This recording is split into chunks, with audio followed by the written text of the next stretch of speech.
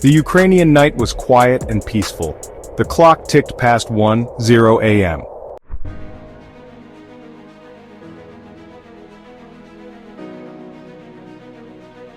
At 1:23 a.m., the quiet of the night was broken. A shaking deep in the earth shook the power plant.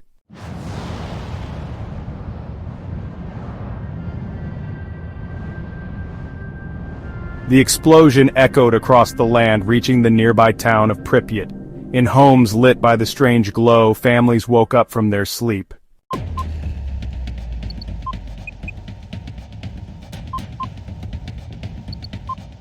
The control room, once orderly and precise, became chaotic. Alarms rang loudly, their sounds bouncing off the walls.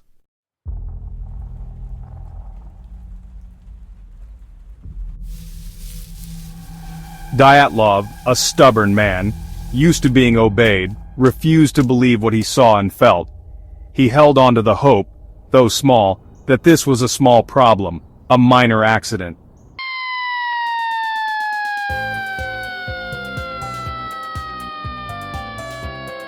In the middle of the chaos and sadness, some courage appeared. Alexander Akimov, the shift supervisor, a young man in a very difficult situation, stepped forward.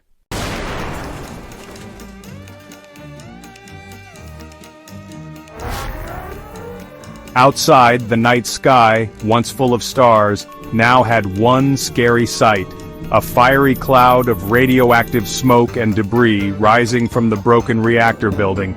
It climbed higher, like a scary firework, its glow casting a strange light over the land.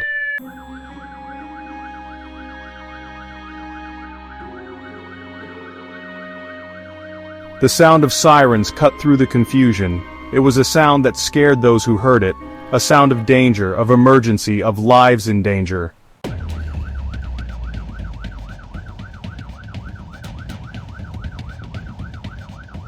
The fire engines screeched to a stop outside the broken remains of reactor number 4.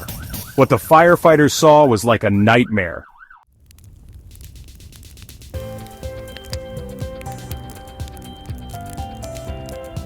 As the firefighters fought the fire, they began to feel the effects of the invisible enemy. The tingling on their skin got worse, becoming an unbearable itch.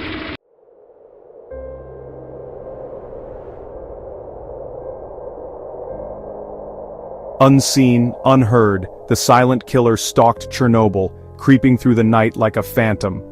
Radiation, a word once whispered in labs, was now terrifyingly real.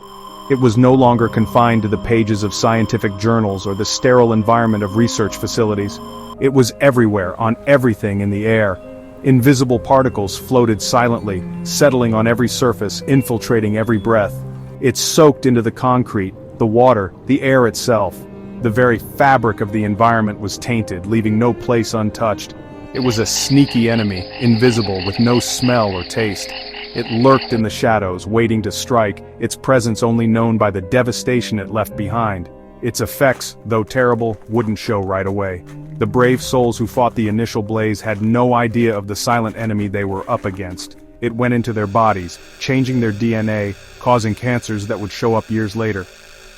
The silent killer worked slowly, methodically, ensuring its victims would suffer long after the initial exposure. The firefighters, red-faced and with bloodshot eyes, kept fighting the fire, not knowing they were already doomed. Their heroism was unmatched, but their fate was sealed by the invisible enemy. The ground, the air, the water they used to fight the fire, all were contaminated, all carried the invisible death from reactor number 4. Every drop of water, every gust of wind was a carrier of doom. The night was filled with radiation, a silent, deadly show under a sky lit by the fire.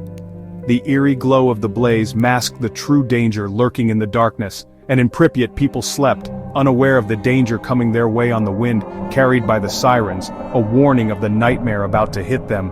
The peaceful night was about to be shattered by an invisible force. The sirens blared, cutting through the silence, signaling the beginning of an ordeal that would change their lives forever. The nightmare was just beginning, and the silent killer was already at their doorstep.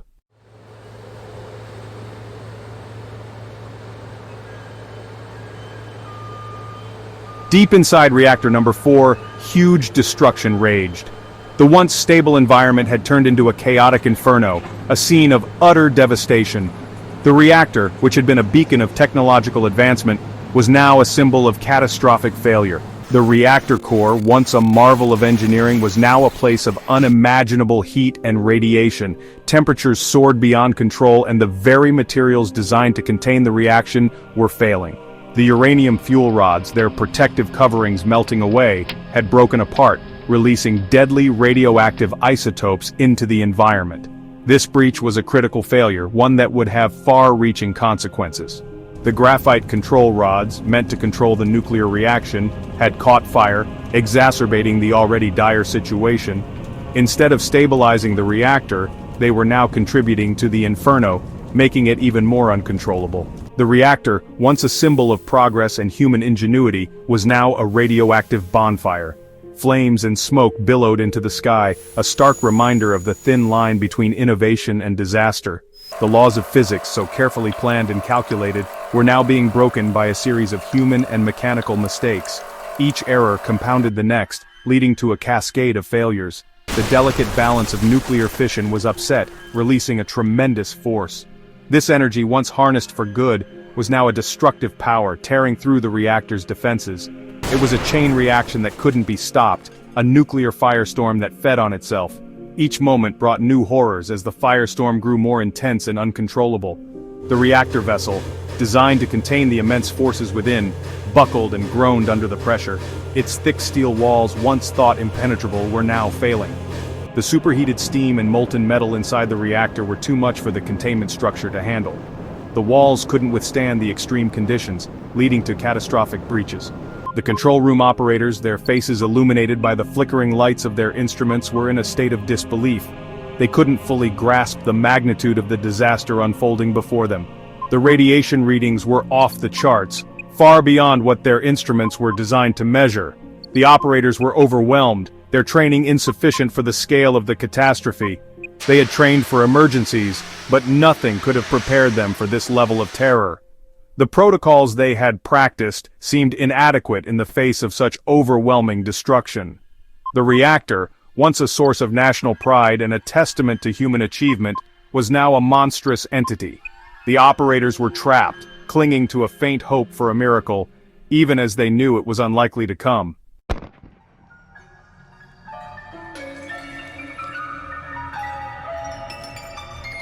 Outside, the night sky was a terrifying show. Burning pieces of graphite from the reactor's core were thrown high into the air, trailing smoke and sparks. These fiery pieces, glowing strangely, rained down, starting fires and scattering radioactive debris. The air, thick with smoke and the metallic smell of ionization, crackled. Invisible particles, beta and gamma rays, raced through the night. The wind shifted, carrying the invisible threat towards Pripyat. It was a silent killer, this radiation, only noticed by the instruments that measured it. It went into the soil, the water, everything it touched. It was a poison that went into life itself, changing cells, causing cancers that would take years to show.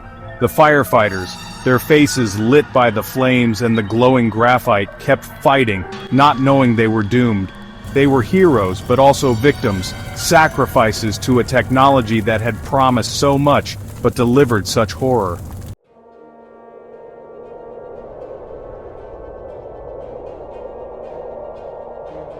Section 3. The Zone of Alienation. As the night went on, a perimeter was set up around the power plant. It was a line between the world as it was and the world after Chernobyl. This was the Zone of Alienation, a place where nature was twisted, where the air and water were poisoned. Inside this zone, nature started to react. Trees near the reactor turned reddish-brown, their leaves dying. Animals became confused. Birds left their nests, their cries echoing through Pripyat. The landscape seemed to wait. The rivers flowed silently, carrying radiation. The forest stood silent, the trees watching the tragedy. And at the center, the reactor burned, a reminder of man's mistakes, of the power inside the atom. The Zone of Alienation, a place of silence and shadows, became a warning to the world. Chernobyl, a place where the past wouldn't be forgotten.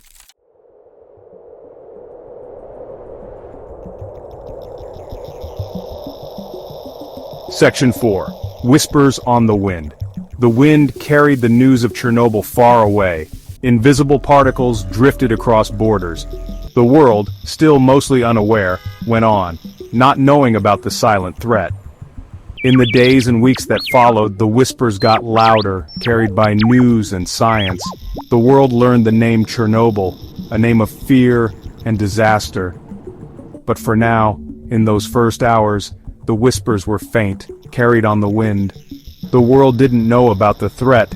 The whispers were there, a silent warning, a reminder of the atom's power. And as the sun rose over Chernobyl, the world waited.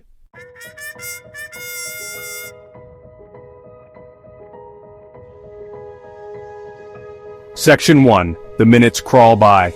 Time seemed to slow down after the explosion. Every second felt like forever. At 1:24 a.m., just a minute after the blast, the first responders arrived. They were guards, medics, people trained for emergencies, but not for this. The air, thick with smoke and a metallic smell, stung their noses. The ground vibrated. They had heard about an explosion, but nothing prepared them for this. The reactor building looked like a bombed-out shell. Debris glowed, casting shadows.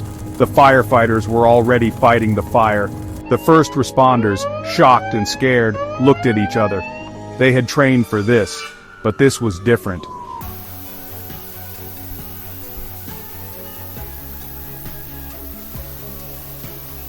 Section 2. Whispers of Anomaly. As time passed, reports came in. Truck drivers reported a strange light. Farmers woke up to the glow, confused and scared. In Pripyat, people didn't know what was happening. The sirens hadn't sounded yet, but rumors started. People called each other, worried. Something had happened at the plant. The children slept, unaware of the nightmare coming, but their parents felt dread. Something was wrong.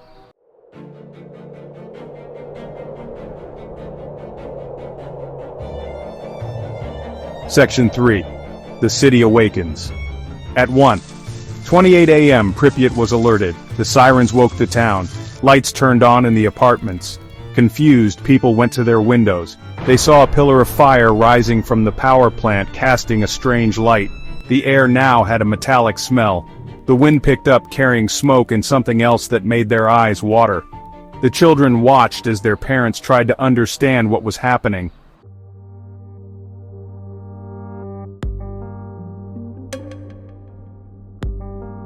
Section 4. Exodus. People started filling the streets. Families, carrying what they could, left their apartments, scared and looking at the fire. Older people leaned on their canes, confused. Mothers held their children, saying things they didn't believe. The sirens kept wailing. The authorities tried to keep order, but their words were lost in the noise. The evacuation of Pripyat had begun. It was chaotic and sad. Families were separated. As the buses left, people looked back at their town, knowing they might never return.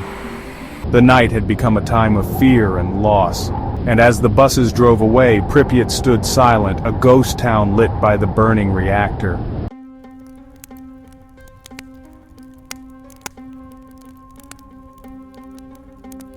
The images are haunting. The broken reactor, the burning graphite, the faces of the firefighters, but it is the voice that tells the story that makes it real. It is a voice that explains things, that tries to make sense of what happened. It talks about technical problems, human mistakes, events that created this disaster. It explains nuclear physics, the chain reaction, the role of graphite in water, the power of the atom. But it remembers the people affected, the lives changed, the fear. The voiceover uses old videos, showing the evacuation, the containment structures, the scientists and engineers. We hear the survivors, their stories of courage. They talk about lost loved ones, lost homes, the invisible enemy. They talk about the government cover-up, the struggle for help.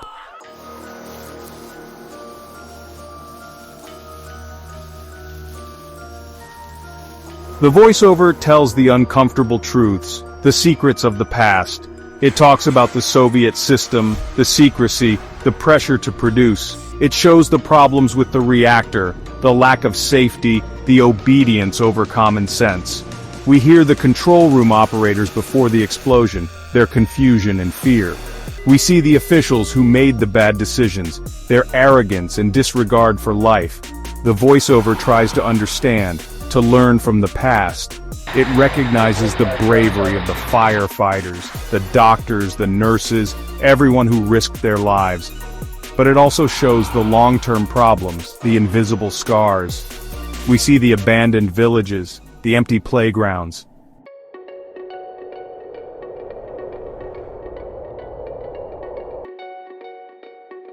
As the video ends, the voiceover talks about today. It talks about containing the reactor, the sarcophagus, the new safe confinement. We see the scientists who monitor the site. The voiceover talks about the lessons learned, the changes in safety, the shift away from nuclear power. It talks about the debate about nuclear energy, the risks, the waste, the accidents.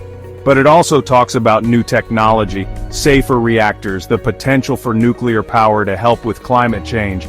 It is cautiously hopeful, knowing the past can't be changed, but the future can.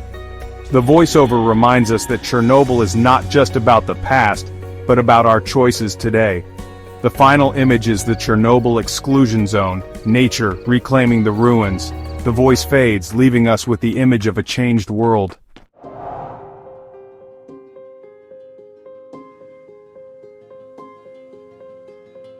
Dust settled over Pripyat, leaving a deafening silence. The once bustling city, now eerily quiet, stands as a haunting reminder of the past. The echoes of laughter and life have long faded, replaced by the whispers of the wind through empty streets. The city was a ghost town. Nature has begun to reclaim what was once hers, with overgrown plants and trees breaking through the concrete. The playgrounds, once filled with the joy of children, now stand deserted, rusting away with time. The Chernobyl disaster wasn't just about the explosion and evacuation, it was a catastrophic event that changed the course of history. The reactor ruins stand as a testament to human error and the devastating power of nuclear energy. It spread across the world, like ripples in a pond. The radioactive fallout didn't respect borders, affecting countries far and wide. The invisible threat traveled through the air, contaminating everything in its path. The world watched as the disaster unfolded. News reports brought the grim reality into living rooms across the globe. People were glued to their screens, horrified by the unfolding tragedy. The evacuation of Pripyat was just the start. Thousands of residents were forced to leave their homes, their lives uprooted in an instant. The buses carried not just people, but their hopes and dreams, now shattered. A 30-kilometer exclusion zone was created, a reminder of the invisible danger. Radiation spread across Europe, leaving a trail of contamination. The zone remains a stark warning of the risks of nuclear power. Governments tried to calm people, to hide the risks. Official statements often downplayed the severity, but the truth was too big to conceal. The public's trust was shaken and fear spread like wildfire. But the truth, like the radiation, couldn't be contained. Geiger counters revealed the harsh reality, showing dangerously high levels of radiation. The invisible enemy was everywhere, and no one was truly safe. The human cost of Chernobyl kept growing. Memorials were erected to honor the victims, and the portraits of liquidators serve as a somber reminder of their sacrifice. These brave souls faced the danger head-on, knowing the risks. Thousands of liquidators, ordinary people, suffered. They worked tirelessly in hazardous conditions, often with inadequate protection. Their efforts helped to contain the disaster, but many paid the ultimate price. Many died from radiation sickness. Hospitals were overwhelmed with patients, and the graves of those who succumbed to the invisible killer are a stark reminder of the disaster's toll. Others lived with the invisible scars. Survivors carry the physical and emotional wounds, their lives forever changed. The impact of Chernobyl is etched into their very beings. The long-term effects, the cancers, the birth defects still affect the region. Generations have been impacted, with children born long after the disaster still suffering its consequences. The shadow of Chernobyl looms large. Chernobyl's legacy goes beyond Ukraine. International aid poured in, and the world united in response. The disaster highlighted the need for global cooperation in the face of such threats. It made the world see the dangers of nuclear power, the complacency. Safety protocols were re-evaluated, and international conferences were held to address the lessons learned. The disaster served as a wake-up call. It led to safer protocols, international cooperation, a realization that the atom is hard to control. The global community recognized the need for stringent safety measures and shared knowledge to prevent future catastrophes. Chernobyl reminds us that progress is fragile, that ambition and responsibility must be balanced. The ruins of Pripyat stand as a symbol of the delicate balance between human advancement and the need for caution. It's a story that continues, its lessons still important today. The legacy of Chernobyl endures, reminding us of the past and guiding us towards a safer future. The overgrown vegetation of Pripyat is a testament to nature's resilience, and a call to remember the lessons learned.